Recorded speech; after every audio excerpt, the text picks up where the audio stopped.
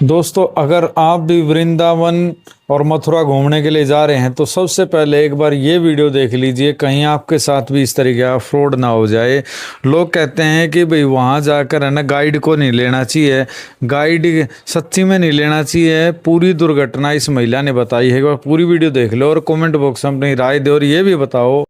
गोकुल में भोग नहीं भावनाएं बिक रही हैं। और ये चीज हमें रियलाइज हुई जब अभी रिसेंटली कल जो है हम अपना मथुरा वृंदावन के ट्रिप से लौटे।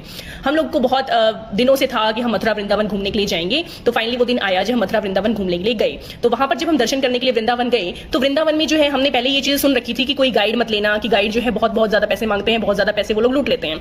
तो वृंदावन पूरा वृंदावन हमने घूम लिया, वहां पर हमने कोई गाइड नहीं लिया और हमारी यात्रा जो है बहुत अच्छी रही। उसके बाद नेक्स्ट डे के लिए हम नेक्स्ट डे जो है मथुरा के लिए निकले। और जब मथुरा के लिए हम निकले तो वहां पर जो है गोकुल पहुंचने पर वहां पर हमें कोई स्पेसिफिकली मंदिर नहीं दिखा, कि पता नहीं लग रहा था कि हम कहां जाएं कहां ना जाएं। तो जैसे ही हम वहां पर पहुंचे तो बहुत सारे जो है आसपास आ गए कि हम आपको गाइड कर देते हैं, यहाँ पे कोई स्पेसिफिक मंदिर नहीं है, हम आपको गाइड कर देते हैं। तो हमें लगा कि चलो ऐसे ही पूछ लेते हैं कि कितने रुपए लेते हैं, कि गाइड्स बहुत सारे रुपए लेते होते हैं, हमने ये सुना था। तो हमने उससे पूछा एंड उसने कहा कि 101 रुपया। तो 101 रुपए से हमें लगा कि शायद ये तो बहुत ज्यादा भी नहीं है, कोई नहीं, हम 101 रुपए गाइड को दे देंगे, एटलीस्ट हमें अच्छी सारी चीजें बता तो देंगे। तो गाइड ने हमें गाइड करना स्टार्ट किया। वो बताते जा रहे थे कि यहाँ ये मंदिर है, ये मंदिर है, यहाँ पर ये हुआ, ये वो तालाब है, कि तालाब में यहाँ पर नहलाया गया एंड ऑल दैट। जो सभी चीजें थी वो हमें बहुत अच्छे से बता रहा था, ऐसा नहीं था कि उसे नहीं बताया। फिर लेकिन सिचुएशन चेंज तब हुई जब वो हमें एक महल में लेके गया जहां पर लिखा हुआ था कि नंद यशोदा महल।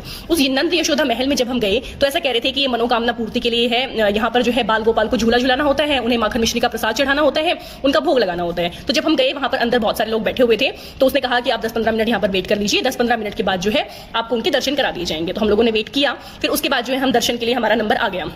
और वो उससे पहले हमें बताता रहा कृष्ण जी के बारे में, उनके जन्म के बारे में, उनकी कहानियां सुनाता रहा, कि हमारा ध्यान जो है उधर गया ही नहीं कि सामने क्या चल रहा था। फिर हमारा नंबर आया। वहां पर मिट्टी का ऐसे आसन सा बना रखा था कि जो हस्बैंड वाइफ हैं और अपने बच्चे को लेकर आप उस आसन पर बैठ जाइए, और वहां पर ऐसे हाथ रखवा के हमसे और ऐसे ऐसे कहा गया कि इससे आपकी इच्छा पूरी हो जाएगी, ये इच्छा पूरी हो जाएगी, ऐसे ऐसे कहकर हमें इमोशनल कर दिया गया। एंड देन उसके बाद कहा कि भोग लगवा दीजिए। हमें लगा कि चलो भोग है, अपनी मर्जी से कुछ भी 500 1100 रुपए दान कर देंगे, ठीक है। बट नहीं, बात यहां तक नहीं थी। उन्होंने क्या कहा कि भोग की वैरायटीज है, वही बाल भोग, राजभोग, बड़ों का भोग, कितने भोग थे सच बताऊं तो मुझे अब नाम भी याद नहीं है, इतनी तरह के भोग उन्होंने बता दिए, ठीक है। फिर हमने जो मिनिमम भोग था बाल भोग वो 1500 रुपए का था। उसके बाद जो परिवार के लिए था वो 2100 रुपए का था। तो हम लगा कि चलो मिनिमम जो है बाल भोग हम करवा देते हैं। तो बाल भोग जब हमने करवाने का डिसीजन लिया तो कहते कि बाल भोग आप करा रहे हो, कोई नहीं, पेरेंट्स के लिए भी कर लो, बच्चे के साथ साथ उनके माता पिता का भी कर लो।